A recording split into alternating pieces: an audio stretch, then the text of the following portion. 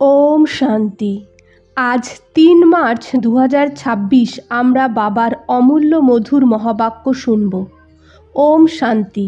মিষ্টি বাচ্চারা, তোমরা হলে রূপ বসন্ত। তোমাদের মুখ থেকে সদা জ্ঞানরত্নই বেরোনো উচিত। যখনই নতুন কেউ আসে তো তাকে বাবার পরিচয় দাও। আজকের প্রশ্ন, নিজের অবস্থাকে একরস বানানোর সাধন কোনগুলো? উত্তর, সঙ্গকে সামলাও তো অবস্থা একরস হতে থাকবে। সব সময় ভালো সার্ভিসেবল স্টুডেন্টদের সঙ্গ থাকা উচিত। যদি কেউ জ্ঞান আর যোগ ছাড়া উল্টো কথা বলে, মুখ থেকে রত্নের বদলে পাথর বের করে, তো তার সঙ্গ থেকে সব সময় সাবধানে থাকতে হবে। ওম শান্তি। জ্ঞান আর বিজ্ঞান, একে বলবো আলফ আর বে। বাবা জ্ঞান দেয় আলফ আর বের। দিল্লিতে বিজ্ঞান ভবন আছে, কিন্তু এর অর্থ কেউ জানে না। তোমরা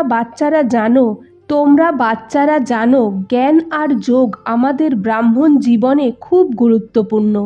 যোগ থেকে আমরা পবিত্র হই, জ্ঞান থেকে আমাদের আঁচল রেঙে যায়, অর্থাৎ আমাদের সংস্কারকে পরিবর্তন করে। আমরা সারা চক্রকে জেনে যাই। যোগের যাত্রার জন্য এই জ্ঞান দেওয়া হয়। ওখানে কেউ যোগের জন্য জ্ঞান দেয় না, ওরা তো শারীরিক আসনের যোগ শেখায়। এখানে হয় সূক্ষ্ম আর মূল কথা। বাবা বলে, হে বাচ্চারা, পতিত পাবন বাবাই সবার সদ্গতিদাতা হয়। ওই সবাইকে রাস্তা বলবে ঘরে যাওয়ার। তোমাদের কাছে মানুষ আসে বোঝার জন্য। কার কাছে আসে? প্রজাপিতা ব্রহ্মা কুমার কুমারীদের কাছে আসে। তো তোমাদের জিজ্ঞাসা করা উচিত ওদের যে তোমরা কার কাছে এসেছো। মানুষ সাধু সন্ত মহাত্মার কাছে যায়, ওনার নামও থাকে যে এই মহাত্মা। এখানে তো নামই হয় প্রজাপিতা ব্রহ্মা কুমার কুমারী। বিকে তো অনেক আছে, ওদের জিজ্ঞাসা করো কার কাছে এসেছো। প্রজাপিতা ব্রহ্মা তোমাদের কে হয়? ও তো সবার বাবা, তাই না? কেউ বলে তোমাদের মহাত্মাজির গুরুজির দর্শন করাও। বলো তোমরা গুরু কিভাবে বলো? নামই রাখা আছে প্রজাপিতা ব্রহ্মা কুমার কুমারী, তো ও তো বাবা হলো, তাই না? নাকি গুরু? প্রজাপিতা ব্রহ্মা কুমার কুমারী মানেই এদের কোনো বাবা আছে। ও তো তোমাদের বাবা হয়। বলো বিকেদের বাবার সাথে দেখা করতে চাও। প্রজাপিতার নাম কখনো শুনেছ? কত বাচ্চা আছে, বাবার কথা জানবে তখন বুঝবে যে বেহাদের বাবা। প্রজাপিতা ব্রহ্মারও অবশ্যই কোনো বাবা আছে। তো যেই আসুক জিজ্ঞাসা করো যে কার কাছে এসেছো। এত বাচ্চা তো অবশ্যই বাবা হবে, গুরু তো হবে না। প্রথমে তো এটা বুদ্ধিতে বসাও যে এটা হলো ঘর, তো ফ্যামিলিতে এসেছি। আমরা প্রজাপিতা ব্রহ্মার সন্তান, তো অবশ্যই তোমরাও হবে। আচ্ছা, তো এই ব্রহ্মা কার বাচ্চা? ব্রহ্মা বিষ্ণু শঙ্করের রচয়িতা তো এই পরমপিতা পরমাত্মা শিব। ও হয় বিন্দু, ওনার নাম হলো শিব। ও হলো দাদা, তোমাদের আত্মাও ওর সন্তান। ব্রহ্মার তোমরাও সন্তান। তো তোমরা বলো যে আমরা বাপদাদার সাথে দেখা করতে চাই। ওদের এভাবে বোঝাও যে ওদের বুদ্ধি চলে যায় বাপদাদার দিকে, বোঝে যে আমি কার কাছে এসেছি। প্রজাপিতা ব্রহ্মা হলো আমাদের বাবা, ও হলো সব আত্মাদের বাবা। তো প্রথমে এটা বোঝাও আমরা কার কাছে এসেছি। তোমরা বোঝাতে পারো সবার সদ্গতিদাতা নিরাকার বাবা ওই প্রজাপিতা ব্রহ্মা দ্বারা সবার সদ্গতি করায়। ওকে সবাই ডাকে। দেখো কত বাচ্চা আছে যারা এসে বাবার বর্ষা নেয়। প্রথমে ওদের বাবার পরিচয় দাও, তখন বুঝবে যে আমরা বাপদাদার সাথে দেখা করতে এসেছি। বলো আমরা ওনাকে বাপদাদা বলি। নলেজফুল পতিত পাবন তো এক শিব বাবা হয়, তাই না? ভগবান সবার সদ্গতিদাতা নিরাকার হয়, ও জ্ঞানের সাগর। ব্রহ্মা দ্বারা আমরা বর্ষা পাচ্ছি, তো ওরা বুঝবে এই ব্রহ্মা কুমার কুমারীরা শিব বাবার সন্তান, এই সবার বাবা। ভগবান একজন হয়, ওই সনাতন দেবী দেবতা ধর্মের স্থাপনা করে।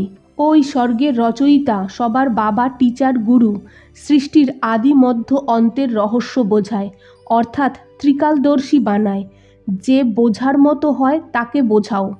প্রথমে জিজ্ঞাসা করো, তোমার বাবা কয়টা? লৌকিক আর পারলৌকিক। বাবা তো সর্বব্যাপী হতে পারে না। লৌকিক বাবার থেকে এই বর্ষা পাওয়া যায়, আর পরলৌকিক বাবার থেকে ওই বর্ষা পাওয়া যায়। এই দুটো স্পষ্ট করে বোঝাও। তো এনাকে সর্বব্যাপী কিভাবে বলা যাবে? এই অক্ষর নোট করে ধারণ করো, এটা অবশ্যই বোঝাতে হবে। বোঝাবে তোমরা।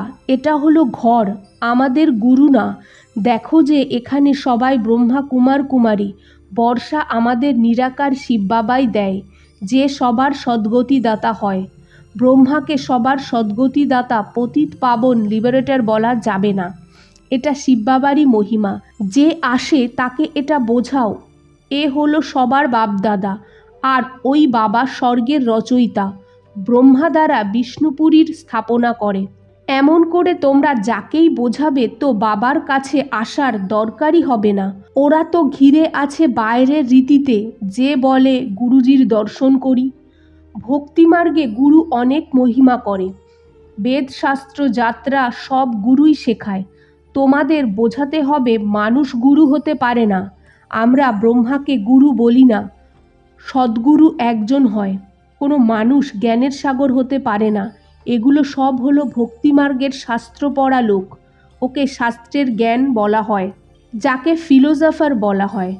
এখানে আমাদের জ্ঞানের সাগর বাবা পড়ায়। এটা হলো স্পিরিচুয়াল নলেজ।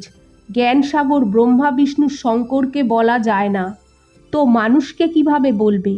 জ্ঞানের অথরিটি মানুষ হতে পারে না। শাস্ত্রের অথরিটিও পরমপিতা পরমাত্মাকে বলা হয়। দেখায় যে পরমপিতা পরমাত্মা ব্রহ্মা দ্বারা সব বেদ শাস্ত্র বোঝায়। বাবা বলে, আমাকে কেউ জানেই না, তো বর্ষা কিভাবে পাবে? বেহাদের বর্ষা বেহাদের বাবার দ্বারাই পাওয়া যায়। এখন বাবা কি করছে? এটা হোলি আর হুলিয়া, অর্থাৎ জ্ঞান আর বিজ্ঞান। অক্ষর হলো দুটো, মনমনা ভব, জ্ঞান দেয়। তো আমাকে মনে করো তো তোমাদের বিকর্ম বিনাশ হবে। তো এই জ্ঞান বিজ্ঞান, হোলি আর হুলিয়া মানুষের জ্ঞান না থাকার কারণে একে অন্যের মুখে ধুলো ঢেলে দেয়। গতি সদ্গতি কারো হয় না। জ্ঞানের তৃতীয় নেত্র কারোর কাছেই নেই।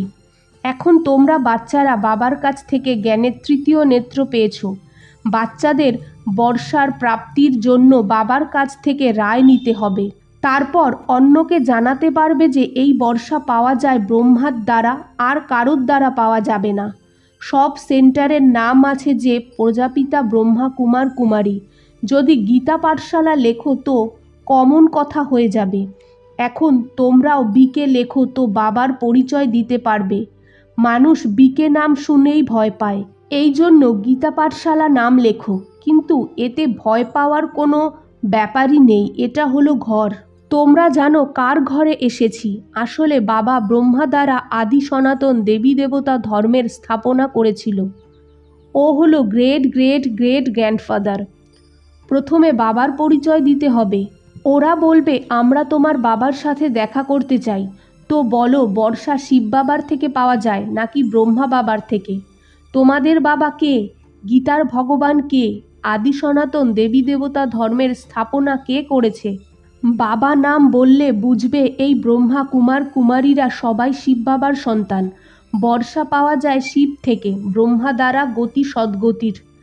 এখন এই সময় আমরা জীবন মুক্তি পাচ্ছি, বাকি সবাই মুক্তিতে চলে যাবে। এই জ্ঞান বাচ্চাদের বুদ্ধিতে থাকা উচিত। কেউ আসে তো বোঝাও, কার সাথে দেখা করতে চাও? ও তো আমাদের আর তোমাদের বাবা। গুরু গোসাই তো হয়ই না। আত্মা এই শরীরের মধ্যে আছে। আত্মা পবিত্র হলে শরীরও পবিত্র পাবে। এটা তো পবিত্র শরীর নয়, এটা শেষ হয়ে যাবে। গঙ্গা স্নান শরীরকে করায়, কিন্তু পতিত পাবন বাবা ছাড়া আর কেউ হয় না। পতিত আত্মা হয়তো আত্মা জল দিয়ে স্নান করলে পাবন হতে পারবে না, এটা কেউ জানে না। ওরা তো আত্মা সো পরমাত্মা বলে দেয়, আত্মার নির্লেপ হয়। এখন যে সেন্সেবল হয় ওই ধারণ করতে আর করাতে পারে। যে বাচ্চাদের মুখ থেকে সদা রত্ন বের হয় তাদের রূপ বসন্ত বলা হয়। জ্ঞান ছাড়া নিজেদের মধ্যে অন্য কিছু লেনদেন করলে সে পাথরই মারবে। সার্ভিসের বদলে ডিসসার্ভিস করে। 63 জন্ম একে অন্যকে পাথর মারতে এসেছ। এখন বাবা বলে তোমরা জ্ঞান বিজ্ঞানের কথা বলে মনকে খুশি রাখো, এদিক সেদিকের কথা শুনো না। এটা তো জ্ঞান, তাই না? পাথর তো সারা দুনিয়ার লোক একে অন্যকে মারছে। তোমরা তো হলে রূপ বসন্ত। তোমাদের জ্ঞান বিজ্ঞান ছাড়া না কিছু শুনতে হবে না শোনাতে হবে। যে উল্টো কথা বলে তার সঙ্গই খারাপ। বাবা বারবার সাবধান করে যে উল্টোপাল্টা কথা একে অন্যের সাথে কখনো বলো না, না হলে নিজেরও সর্বনাশ অন্যদেরও সর্বনাশ করে দাও তো পথভ্রষ্ট হয়ে যাবে। বাবা কত সোজা করে বোঝায়। শখ হওয়া উচিত। বাবা আমরা অনেককে এই নলেজ দেব। যারা সার্ভিসেবল বাচ্চা হয় তারাই বাবার সত্যিকারের বাচ্চা। এদেরই সঙ্গ করো। কেউ কেউ তো সার্ভিস করতে পারে না, খারাপ সঙ্গ পাওয়ার কারণে অবস্থা নিচে উপরে হতে থাকে। আলফ আর বেকে বোঝা তো সহজ। শুধু বলো বাবাকে আর বর্ষাকে ইয়াদ করো, ব্যাস, অক্ষরই দুটো, আলফ আর বে। এটা তো খুব সোজা। কেউ আসে তো বলো বাবার আদেশ হলো মা মে কম ইয়াদ করো। বাবা বলে আমাকে ইয়াদ করো তো তোমরা স্বর্গের বর্ষা পেয়ে যাবে। বাবা বলে যদি কেউ কারো গ্লানি শোনায় তো শুনো না, মৃত্যু সামনে দাঁড়িয়ে আছে। বাচ্চাদের কাজ হলো সার্ভিস করা, বাবাকে মনে করানো। এটা হলো মহান মন্ত্র, যার থেকে রাজধানীর তিলক পেয়ে যাবে। কত সহজ কথা। বাবাকে ইয়াদ করো আর করাও তো বেড়া পার হয়ে যাবে। আচ্ছা মিষ্টি বাচ্চাদের গুড মর্নিং। আজকের ধারণা: 1. সেন্সিবল হয়ে সবাইকে বাবার পরিচয় দিতে হবে। মুখ থেকে কখনো পাথর বের করো না, ডিসসার্ভিস করো না, জ্ঞানযোগ ছাড়া আর কোনো চর্চা করো না। 2. যে রূপ বসন্ত হয়, সার্ভিসেবল হয়, ওদের সঙ্গ করতে হবে। যে উল্টোপাল্টা কথা শোনায় তার সঙ্গ করো না। আজকের বাপদাদার মধুর বরদান: নলেজ দ্বারা রাবণের বহু রূপকে জেনে ওর অ্যাটেনশন থেকে মুক্ত থাকা বাচ্চারা সাহসী ভব। যে বাচ্চারা নলেজ দ্বারা রাবণের বহু রূপকে ভালোভাবে জেনে গেছে, ওদের সামনে ওদের কাছাকাছিও আসতে পারবে না। যদি সোনার বা হীরের রূপ ধারণও করে কিন্তু তার অ্যাট্রাকশানে আসবে না। এমন সত্যিকারের সীতা হয়ে লক্ষণ রেখার ভিতরে থাকারা সাহসী হয়।